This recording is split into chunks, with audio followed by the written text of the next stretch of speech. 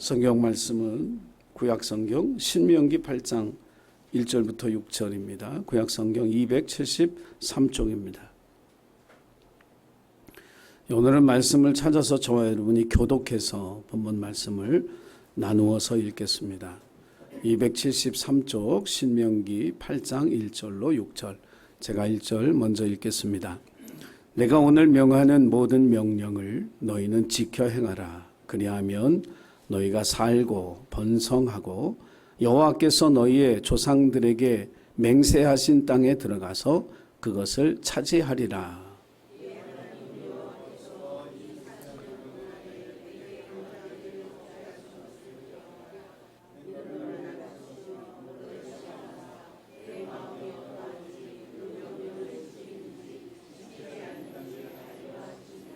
너를 낮추시며 너를 줄이게 하시며 또 너도 알지 못하며 내 조상들도 알지 못하던 만나를 내게 먹이신 것은 사람이 떡으로만 사는 것이 아니요 하나님의 입에서 나오는 모든 말씀으로 사는 줄을 내가 알게 하려 하심이니라.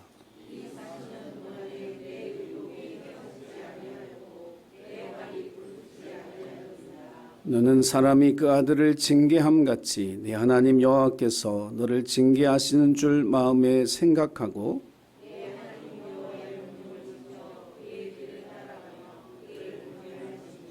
아멘. 훈련학교 광야. 이왕이면 광야가 아니라 널푸른 초장 쉴만한 물가에서 살기를 바라는 우리의 마음과는 다르게 우리가 살아가고 있는 세상은 광야에 더 가깝게 닮아 있습니다. 모든 것이 풍족해서 넘쳤으면 좋겠는데 우리의 삶에는 늘 뭔가 채워지지 않는 부분들이 계속 이어져 가고 있고 이 땅에서 다시 그 부분을 채울 수 있을까? 이런 어떤 자괴감, 절망감 같은 것이 들 수도 있습니다. 그러나 한 가지 분명한 사실은 뭐냐면 그리스도인의 궁극적인 삶의 목적지는 이 세상이 아니라는 것이죠. 성경이 우리에게 이야기하듯이 또 위대한 신앙의 선조들은 이 땅에서의 우리의 삶을 순례자에 비유했습니다. 하나의 목적지를 향해서 계속해서 나아가는 사람, 이것이 그리스도인의 정체성으로 우리에게 설명하고 있습니다. 이 땅에서의 삶은 우리가 정착을 위해 살아가는 삶이 아니라는 거죠. 광야의 삶이 이스라엘 백성들이 그곳에 밭을 일구고 논을 일구고 집을 짓고 살아갈 땅이 아니라 가나안을 가기 위해서 통과해 가야 하는 그러한 지역이 광야였던 것처럼 이 세상의 삶 또한 우리가 영원히 여기에 살 것이 아니기 때문에 하나님 나라에 가기 위한 과정으로 우리가 이 광야의 삶을, 이 세상의 삶을 통과하고 있다라고 하는 그 사실을 저와 여러분이 기억해야 할 줄로 믿습니다. 하나님의 이스라엘 백성들에게 광야라고 하는 이 열악한 환경 속에 이스라엘 백성들을 40년이나 그곳에 살게 하셨을까? 가나안 땅에 들어가서 잘 살게 하기 위해서. 가나안 땅에 들어가면 정말 하나님이 주신 약속을 누리며 하나님의 복을 받으며 살아가는 그런 사람이 되게 하기 위해서 광야라고 하는 이 40년의 긴 시간을 통해서 그들을 훈련시켰다. 이것이 바로 성경이 우리에게 이야기하고 있는 광야의 의미입니다. 그래서 오늘 우리가 읽은 신명기 말씀은 뭐냐면 그동안 출애굽 이후에 하나님이 그의 백성들에게 계속해서 말씀하셨던 가나안 땅에 들어가면 이렇게 살아라. 가나안 땅에 들어가면 이렇게 행동해야 된다. 이렇게 말해야 된다. 이렇게 예배해야 된다. 그 얘기를 다시 한번 이제 가나안 땅을 눈앞에 두고 이스라엘 백성들에게 다시 한번 리바이벌, 복습시키는 책이 바로 신명기라고 하는 책입니다. 우리들에게도 성경책이 있습니다. 이 책이 어떻게 하면 천국에 가서 잘 살 수 있을까? 천국의 생활이 낯설지 않도록 만들기 위해서 하나님께서 우리에게 성경을 주신 줄로 믿습니다. 그래서 이 말씀을 잘 읽고 묵상하고 하나님의 뜻을 깨닫고 이 세상에 살아갈 때 천국에 가서도 전혀 낯설지 않은 정말 행복한 그런 삶을 이어갈 수 있는 저와 여러분이 되어질 줄로 믿습니다. 광야 속에서 하나님이 가나안 땅에 살기 위한 하나님의 백성으로 훈련시켰던 것이 뭘까? 우리가 그거를 잘 배워서 저와 여러분도 천국에 가기까지 이 땅에서의 삶에서 하나님이 훈련시키는 이 두 가지 과목을 잘 배우고 또한 잘 실천해서 여러분 시험 성적을 잘 받아서 천국에 들어가는 그런 하나님의 백성들이 되시기를 주의 이름으로 축원합니다. 그 첫 번째가 바로 겸손이라고 하는 겁니다. 이 세상에 겸손한 사람이 있을까? 여러분 혹시 주변에 진짜 겸손한 사람 보신 적 있습니까? 많지 않습니다.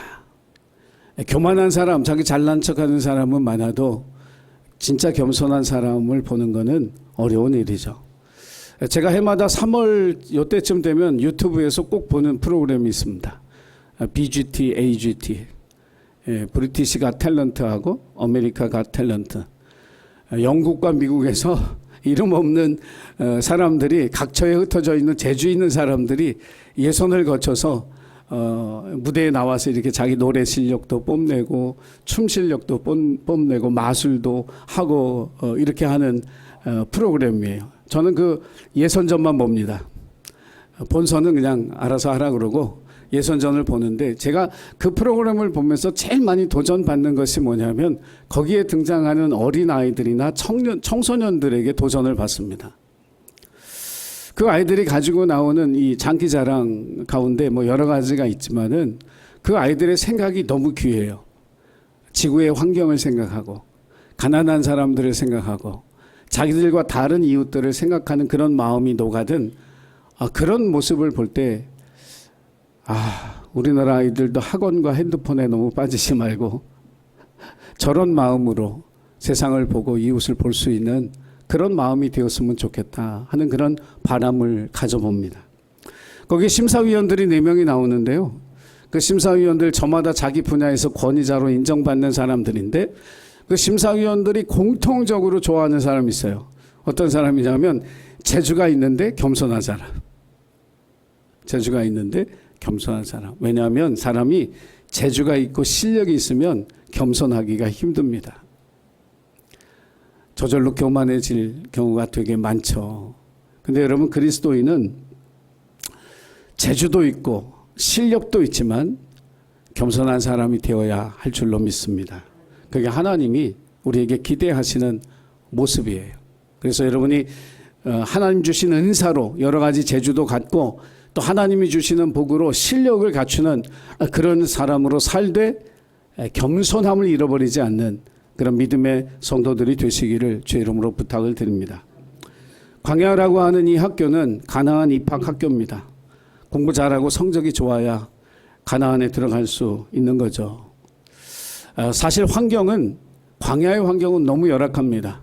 나무 그늘도 없고 쉴 만한 물가, 푸른 초장 이런 건 기대할 수 없는 열악한 환경 속에서 하나님은 이스라엘 백성들을 40년 동안 훈련시키셨습니다. 오늘 우리가 살아가는 이 세상이 광야와 같은 환경을 가지고 있다 할지라도 그 환경 때문에 여러분이 실망하거나 낙담하지 마시기 바랍니다.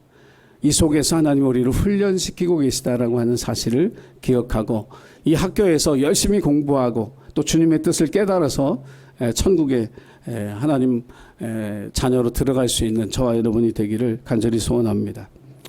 요즘 우리 학교가 문제가 많이 있습니다. 애초에 많은 문제가 갖고 있는 학교죠. 제가 예전서부터 주장하는 게 있습니다. 이 교육부 장관은 한 20년을 시켜야 된다. 국민투표로 교육부 장관을 뽑자. 전 교육은 100년 대계라고 하는데 5년마다 몇 년마다 교육부 장관 바꿔가면서 어떻게 100년의 계획을 할 수 있을 것인가 하는 그런 생각을 할 때가 참 많이 있어요. 대통령이 바뀌어도 정권이 바뀌어도 이 교육은 정말 한 가지로 변하지 않게 한결같은 그런 마음으로 세워져야 이 나라가 바로 서지 않겠는가 하는 그런 생각을 해보게 됩니다. 안타까운 많은 일들 속에 특히 학교를 위해서 선생님들을 위해서 기도 많이 해 주시기를 바랍니다. 요즘 학교가 이 교육권 지도권이 없어져 가지고 교사의 교육권보다 학생 한 사람 한 사람의 인권을 더 중시하는 그런 사회가 되어져서 교사들이 지도할 수 있는 이런 여력이 없어지는 안타까운 일들이 일어나고 있어요. 우리 학교가 비전을 가지고 또 따뜻한 인격자를 길러낼 수 있는 그런 학교가 될 수 있도록 위해서 기도해 주시기를 간절히 부탁을 드립니다. 자, 하나님이 오늘 이스라엘 백성들 훈련시키는데 오늘 본문의 말씀에 보면 낮추시고 시험하사 이렇게 성경은 기록하고 있습니다. 요즘은 애들 기살리는 교육을 하잖아요. 안 그러세요? 우리 아이들 기 죽는 건 내가 두 눈을 뜨고 못 본다. 이게 이제 부모의 마음이죠. 그래서 어떻게든지 기를 살려주기 위해서 교육을 하는데 하나님은 광야의 이스라엘 백성들을 자꾸 낮추셨습니다. 길을 꺾어 놓으셨어요. 걷기 힘든 길로 걷게 하시고 물이 없는 곳으로 이끌어 가시고 양식도 만나 외에는 다른 건 구경도 못하게 하는 그런 환경으로 이스라엘 백성들을 낮추어 가셨습니다. 왜 하나님께서 그 사랑하는 백성들을 자꾸 낮추셨을까? 왜 자꾸 길을 꺾으셨을까? 이왕이면 사랑하면 기도 좀 살려주고 용기도 얻고 소망을 가지고 살아갈 수 있도록 이렇게 잘 대해 주셨으면 얼마나 좋을까? 하늘에서 막 소고기가 막 팍팍 떨어지고 막 곰탕이 막 떨어지고 그러면 얼마나 좋을까? 그런데 하나님은 만나 외에는 구경도 못하게 하고 물도 부족하게 하고 험한 길을 걷게 하시면서 왜 그의 백성들을 이렇게 힘들게 하셨을까? 가나안 땅에 들어가서 살아가게 될 하나님의 백성들, 하나님이 가장 경계했던 게 뭐냐면 힘의 논리로 살아가는 것을 걱정하셨어요. 이 세상의 논리 자체가 힘의 논리입니다. 힘을 가진 사람이 힘없는 사람을 누르고 살아가는 세상. 많이 가진 사람이 적게 가진 사람의 것을 빼앗아 더 배불리는 승자가 모든 것을 갖는 그런 승자 독식주의의 세상입니다. 이것이 가나안의 삶의 모습이었죠. 근데 하나님은 바로 그걸 걱정하셨어요. 가나안 땅에 들어가면 이스라엘 백성들이 그걸 배우면 어떻게 할까? 그래서 그들도 힘을 가지면 그 힘을 휘두르고 살아가고 없는 자 것을 뺏어서 살아가고 그렇게 살아가기를 하나님이 걱정하신 거죠. 그러니까 하나님의 백성들은 힘의 논리로 살지 않습니다. 그리스도인들은 이 시대를 살면서도 힘의 논리가 아니라 믿음의 논리로 살아가야 하는 줄 믿으시기를 바랍니다. 하나님을 사랑하며 살아가야 하고요. 땅의 것보다 하늘의 신령한 것들을 더 귀하게 여기면서 살아가야 합니다. 힘을 가졌으면 가난한 사람들을 도와야 합니다. 재물을 가졌으면 그 재물 가운데 있는 이웃을 향한 몫을 기꺼이 내어놓고 그것을 없는 사람들, 가난한 사람들과 함께 나누는 기쁨을 누리며 살아가는 것이 그리스도인의 삶의 모습인 거예요. 그래서 하나님은 그 백성이 교만해지지 않기를 원하셔서 자꾸 낮추셨어요. 자꾸 낮추셨어요. 우리가 이제 겸손이라고 하는 것을 쉽게 생각하면 그건 좋은 미덕이야. 실력이 있지만 막 사람들이 높여줄 때 아니라고 다 다른 사람의 덕이라고 말하는 이 정도를 가지고 우리가 겸손이라고 착각하기 쉬운데 성경이 말하는 겸손은 그거하고 좀 달라요. 빌립보서 2장에서 예수님의 겸손을 이야기하는 성경은 우리에게 겸손이 뭐라고 얘기하느냐면 자기 권리를 포기하는 것이다. 자기에게 누릴 수 있는 권리가 있어요. 근데 그 권리를 포기하는 거예요. 그 권리를 쓰지 않는 거예요. 이게 겸손이에요. 사실 현대인들에게 있어서 자기 권리를 포기한다는 건 무척 어려운 일입니다. 특히 우리 청소년들에게 어떤 자기의 권리가 있다. 이 권리를 사용하는 것은 지극히 당연한 일이라고 생각을 해요. 만약에 여러분들이 1등석, 비행기 1등석에 앉을 수 있는 권리가 있는데 그 권리를 포기하고 이코노미에 가서 앉으실 분이 여기 몇 분 계실까요?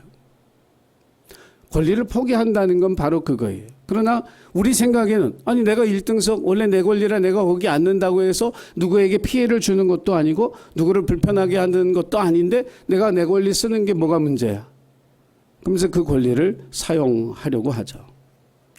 현대인들에게 권리 사용은 굉장히 당연한 것으로 보여지는 거예요. 그런데 성경이 이야기하는 겸손은 그 권리를 내려놓는 거예요.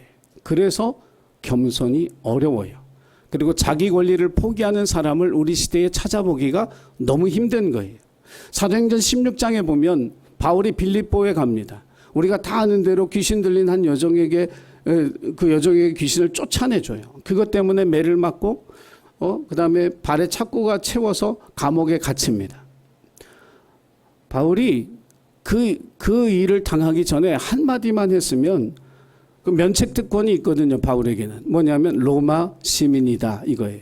나는 로마 시민이다. 그 한마디를 했더라면 죄를 정하지 아니하고 이 로마의 군인들이 바울을 마음대로 할 수 없었던 거죠. 근데 왜 그 얘기를 안 했을까? 나 로마 시민이요. 이 얘기를 하지 않음으로써 매맞고 옥에 갇히는 그런 고난을 겪었단 말이에요. 오늘날에 만약에 그리스도인들에게 그런 상황이 됐으면 과연 나 로마 시민이요라는 이 얘기를 했을까? 하지 않았을까? 이 부분에 있어서 믿음이 필요한 거예요. 믿음이 뭐냐 하면 그거예요. 사도 바울은 자기의 권리를 행사할 수도 있었어요. 하지만 자기의 삶 속에 그 귀신 들린 아이에게 들린 귀신을 쫓아내주는 이 일을 통해서 하나님이 하실 일이 있다고 믿었어요. 하나님의 선한 일이 있음을 믿었기 때문에 자기 권리를 사용하지 아니하고 고난을 피하지 아니하고 고난 속으로 들어간 거예요. 그 고난 속으로 들어갔더니 빌립보 감옥의 간수와 그 가족이 구원을 받았고 빌립보에는 하나님의 교회가 세워지는 열매가 맺어진 줄로 믿으시기를 바랍니다. 자기의 권리를 포기하는 곳에서 하나님이 일하셨고 그 일을 통해서 하나님께서 생명을 살리고 하나님의 몸된 교회를 세우는 하나님의 능력이 그곳에 나타났다라고 하는 사실입니다. 사도 바울이 이 사도행전 16장에 이 빌립보 감옥의 이야기를 통해서 우리에게 던져주는 메시지는 뭐냐면 세상의 힘, 논리로 살지 않아도 믿음으로 세상을 살아갈 수 있다는 거예요. 믿음으로 직장생활 할 수 있다는 거예요. 믿음으로 사람들과 관계 맺으며 살아갈 수 있다는 사실을 자기의 삶의 체험을 통해서 우리에게 이야기해 주고 있는 겁니다. 사랑하는 예신 우리 가족 여러분, 믿음으로 세상을 산다는 게 불가능한 것처럼 우리에게 보여질 수 있어요.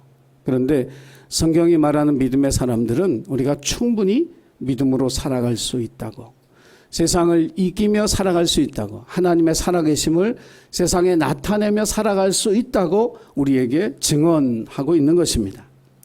본문을 우리에게 남긴 모세는 겸손의 원조죠. 민수기 12장 3절에 보면 이 사람 모세는 온유한데 그 온유함이 이 지구상에 있는 모든 사람들보다 더 뛰어나다, 그렇게 얘기했어요. 그 영어 성경으로 보면 more humble than anyone else 이렇게 되어 있어요. 가장 겸손한 사람이다 이렇게 표현하고 있죠. 모세가 여러분 겸손한 사람처럼 보이십니까? 여러분 출애굽기 다 읽으셨죠? 예, 2장씩 읽어서 벌써 40장 끝냈는데 출애굽기 읽어보니까 모세가 이게 아주 부드럽고 아주 친절하고 아주 다정한 사람 같아요? 저는 별로 그렇게 모세가 친절하고 다정한 사람 같진 않아요. 근데 왜 이 성경은 모세를 가장 겸손한 사람이라고 표현했을까? 모세의 지도력을 보면 알아요. 자, 모세는 지도력을 가진 사람이에요. 하나님과 얼굴을 맞대며 이야기한 사람이에요. 얼굴에 광채가 나서 감히 사람들이 그 얼굴을 못 봐서 그 얼굴을 수건으로 덮었던 사람이에요. 사람이라고 하는 존재는 그런 영광과 그런 능력을 얻으면 자기가 가진 힘이 얼마나 큰 것인지 영향력이 있는지를 사용하고 싶어 하는 거예요. 그 지도력을 가지고 섬겨야 되는데 그 지도력을 가지고 휘둘르려고 한다는 거죠. 여러분이 어떤 힘을 가졌을 때 다 모든 사람이 다 그 유혹에 빠져요. 이 힘을 내가 이렇게 쓰면 어떤 일이 일어날까? 그걸 한번 해보고 싶은 거예요. 그런데 모세는 그렇게 하지 않았어요. 자기에게 하나님이 주신 지도력을 휘둘르지 아니하고 하나님 앞에 순복하며 기도로서 그 백성을 이끌고 갔어요. 힘으로 한 것이 아니라 무릎으로 그 백성을 위해 기도하며 하나님 앞에 그 백성을 인도해가는 그런 지도력을 우리에게 보여줬습니다. 우리 시대에 그런 지도자가 필요한데 없어요. 우리가 봐왔던 모든 지도자들은 되기 전과 된 후가 너무 달라요. 되기 전에는 세상에 그렇게 겸손한 사람이 없는데 되고 나니까 말도 못 붙여요. 한마디 말을 못해. 그런 사람으로 변해가는 걸 우리가 봤죠. 사랑하는 예신교회 가족 여러분, 모세는 그 백성들에게 자기가 교재가 된 거예요. 하나님의 백성은 이래야 된다. 하나님이 내게 엄청난 지도력과 능력과 은사와 영광을 주셨지만 나는 이것을 통해서 너희들을 이끌어가지 않는다. 그래서 매도 맞을 뻔하고 돌로 맞을 뻔하고 그런 어려움을 겪으면서도 그 백성을 위해 하나님 앞에 엎드리면서 순복하면서 그 백성을 이끌고 40년 광야를 지나왔어요. 자기 권리를 휘두른 그러한 지도자가 아니라 하나님께 순종함으로써의 본을 보인 지도자. 사랑하는 우리 예신교회 직분자들도 이 모세와 같은 하나님이 주신 어떤 힘이든지 그것을 겸손히 섬기는 데 사용하고 그것을 휘두르지 아니하는 그런 하나님의 사람들이 되시기를 주의 이름으로 부탁을 드립니다. 우리 모두가 광야의 길을 지금 걷고 있습니다. 기죽을 일이 더 많은 생활을 하고 있죠. 주눅이 들고 힘이 들어 고개를 들지 못할 때도 있는 그런 상황을 지나가고 있지만 우리를 가나안 백성 만드시려고 하는 하나님의 뜻이 있음을 기억하고 이 겸손의 훈련을 받아들여서 하나님의 약속이 우리의 삶에 성취되는 가나안 땅의 백성으로 살아가는 저와 여러분이 되기를 주의 이름으로 축원합니다. 두 번째 훈련은 뭐냐면 오늘 본문에 있는 사람이 떡으로만 사는 것이 아니라 여호와 입에서 나오는 모든 말씀으로 산다. 하나님의 말씀으로 충분하다는 거예요. 하나님의 말씀으로 충분하다.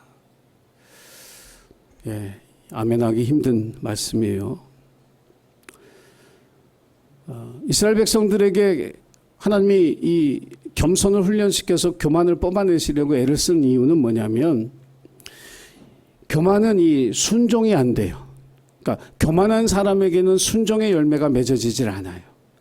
그래서 일단 교만한 사람은 귀를 닫습니다. 마음을 닫아요. 하나님의 음성도 듣지 않고 다른 사람의 조언도 듣지 않아요. 자기 생각대로 살아가는 거예요. 그래서 우리가 착각하고 있는 것 가운데 하나가 뭐냐면 교만을 태도의 문제로 생각하는 거예요.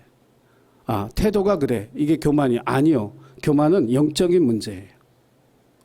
이거 우리가 분명히 알아야 돼요. 이거 심각하게 생각을 해야 돼요. 교만은 태도의 문제가 아니라 영적인 문제다. 하나님의 음성을 듣지 않고 자기 고집대로 자기 생각대로 살아가는 것은 영적인 문제지 태도의 문제가 아니라는 사실을 분명히 알아야 합니다. 에덴 동산에서 인간의 처음 범죄는 뭐냐면 하나님과 같이 되려고 하는 마음이었어요. 교만함이죠. 그것 때문에 에덴 동산에서 쫓겨났죠. 그래서 죄의 본질이 교만이라고 성경은 우리에게 에덴 동산의 이야기를 통해서 이야기하고 있는 거예요. 자, 모세가 겸손의 본보기를 보였어요. 그럼 그 백성들이 다 같이 겸손해야 될 텐데 유감스럽게도 이집트에서 20세 이상으로 나온 60만 명 중에 가나안 땅에 들어간 사람은 2사람밖에 없었어요. 그만큼 교만이라고 하는 게 뿌리 뽑기가 힘들다는 거예요. 60만 명을 40년으로 나누고 그 숫자를 다시 365일로 나누면 매일 41명씩 광야에 묻고 지나간 거예요. 매일 41명씩 죽어나가는 걸 보면서도 그 교만이 사라지지 않은 거예요. 얼마나 두려운 일인지 몰라요. 그래서 교만이라고 하는 걸 다르게 표현하면 영혼의 암이다. 영혼의 암이다. 우리 영혼을 파괴하는 암이다 라고 하는 이 사실을 저와 여러분이 기억해야 할 줄로 믿습니다. 자, 하나님께서 이스라엘 백성들에게 만나를 40년 동안 먹이셨어요. 제 생각에 말씀 준비하면서 만나의 소중함을 모르게 어떻게 40년 동안 그냥 계속 만나를 주셨을까 그 생각을 해봤어요. 거기서 어렵지만 농사도 짓고 수확을 해서 먹고 살게 했으면 한 알의 곡식의 소중함을 알고 살아갔을 텐데 그냥 매일 아침 주시니까 그 곡식의 중요함, 만나의 중요함도 모르고 그냥 불평하고 원망하며 그렇게 살았지. 근데 하나님께서 40년 동안 만나를 계속해서 끊이지 않고 주셨던 가장 중요한 이유는 이스라엘 백성들의 삶의 방식을 바꾸어 주고 싶었던 거예요. 이스라엘 백성들은 이집트에서 430년을 살았는데 거주민으로 살다가 결국은 나중에는 노예가 됐어요. 노예의 근성이 있습니다. 노예의 근성. 노예의 근성이 뭐냐면 시켜야 해요. 스스로 하지 않습니다. 왜? 내게 아니니까. 해도 최선을 다하지 않습니다. 왜? 내게 아니니까. 그러니까 이 노예 근성을 뿌리 뽑고 하나님의 백성으로 살아가게 하기 위해서 하나님이 이 광야의 40년 동안 그것을 훈련시키신 거예요. 사람들이 뭐에 의해서 움직이느냐 하면 사람들은 두 가지 때문에 움직이는데 하나는 필요 때문에 움직입니다. 그러니까 배가 고프잖아요. 먹기 위해서 식당을 가요. 목이 마르잖아요. 물을 찾아가요. 돈이 필요하잖아요. 일자리를 구해서 움직여요. 사람들은 필요에 따라서 움직여요. 또 하나는 상황이 사람을 움직이게 만들어요. 어떤 상황이 처했기 때문에 그것 때문에 움직이는 거예요. 근데 필요에 따라서 움직이거나 상황에 따라서 움직이거나 그 모든 근본은 뭐냐면 자기 중심인 거예요. 자기의 필요를 채우는 거고 자기 상황 때문에 움직이는 거예요. 자기 위주의 삶을 살게 된다라고 하는 거죠. 그런데 그리스도인이 자기 중심의 삶을 산다면 이게 맞는 걸까? 여러분, 하나님의 백성은 하나님 중심으로 살아야 할 줄로 믿습니다. 상황과 필요 때문에 움직이는 것이 아니라 하나님의 말씀으로 움직이는 사람, 이것이 그리스도인이에요. 하나님께서 이 훈련, 이것을 이스라엘 백성들에게 심어주기 위해서 40년 동안 계속 만나를 먹이시며 그들의 완벽한 공급자가 되셨어요. 그래서 그들의 의복이 헤어지지 아니하고 그들의 발이 부르트지 아니하고 그들이 굶어 죽지 아니하고 낮에 해가 그들을 상치 못하게 하시고 밤에 달이 그들을 해치 못하게 하시고 완벽한 보호를 통해서 그들에게 심어주셨던 것, 너희는 말씀으로 충분하다. 말씀 중심으로 살아가는 사람이 되라 하는 이 사실을 끊임없이 그의 백성들에게 심어주셨던 거예요. 그러니까 오늘 우리가 이런 말씀을 들으면 이 말씀을 듣는 우리 모두가 어떤 생각이 하느냐면 언어적인 수사는 될 수 있지. 말씀으로 충분하다. 언어적인 수사는 될 수 있지만 목사님, 세상에 나가서 하나님 말씀으로 정말 충분할까요? 이런 질문이 저절로 떠오르는 거예요. 그래서 힘들어요. 하나님 말씀으로 충분하다. 이게 힘든 거예요. 자, 우리가 부르는 찬양 가운데 그런 찬송이 있어요. 복음성 가운데 주님 한 분만으로 나는 만족해. 왜 아멘을 안 하세요? 목사님, 돈도 있어야 되고요, 집도 있어야 되고요, 뭐 이것도 있어야 되고 저것도 있어야 돼요. 주님 한 분만으로는 좀 부족해요.